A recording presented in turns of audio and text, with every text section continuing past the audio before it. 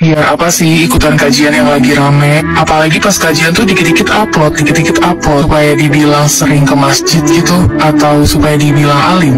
Terus ngapain juga kalau lagi kajian tuh ngerekam-rekam kayak gini, kegiatan kajiannya tuh ngapain gitu loh direkam? Kenapa nggak fokus aja kajian, gak usah rekam-rekam kayak gitu, bikin konten? Well, gue pernah jadi salah satu orang yang bilang kayak gitu, sampai akhirnya Allah cabut nikmat hidayah itu dan gue baru dikasih hidayah lagi. Di situ gue baru ngerasain yang namanya nikmat banget ternyata dikasih hidayah setelah hidayah kita tuh dicabut. Pada saat itu yang dalam gue pengen banget orang-orang yang belum tahu rasanya nikmat datang dan duduk sempit-sempitan di majelis ilmu tahu rasanya gimana melalui konten-konten yang teman-teman lain tuh bikin. Karena nggak bisa dipungkiri loh, sosial media itu sekarang benar-benar berpengaruh banget terhadap perilaku seseorang. Misalnya kita sering konsumsi konten-konten yang kurang baik, ya lama-lama kita juga mau ikutan kayak gitu. Begitu juga kalau misalnya kita sering lihat konten-konten orang yang sering kajian atau orang yang dibaca Al-Quran, ya pasti kita nanti terinfluence gitu loh untuk melakukan hal tersebut.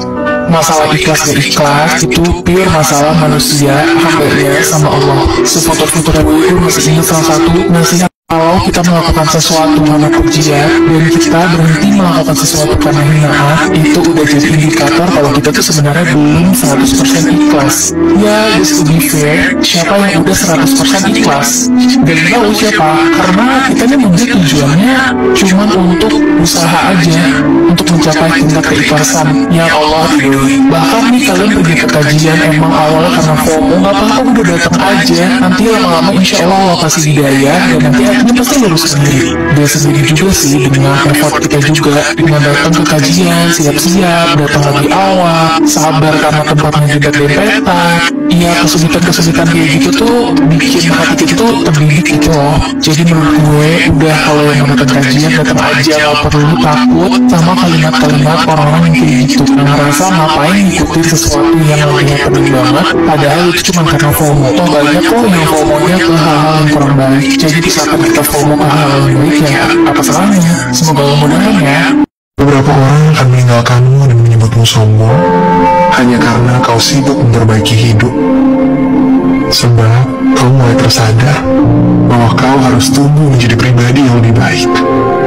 Kau sadar bahwa selama ini kau terlalu lama lalai dan tidak fokus. Saat ini terjadi dan kau memilih jalan itu, orang-orang akan merasa kau berbeda. Dan sejujurnya, itu tidak apa-apa. Tetap semangat dalam meraih mimpimu sendiri ya. Ketika kita memilih diam, dibandingkan harus berperang dengan ego dan emosi orang lain, belajar ikhlas ketika dipandang buruk, karena menjelaskan sesuatu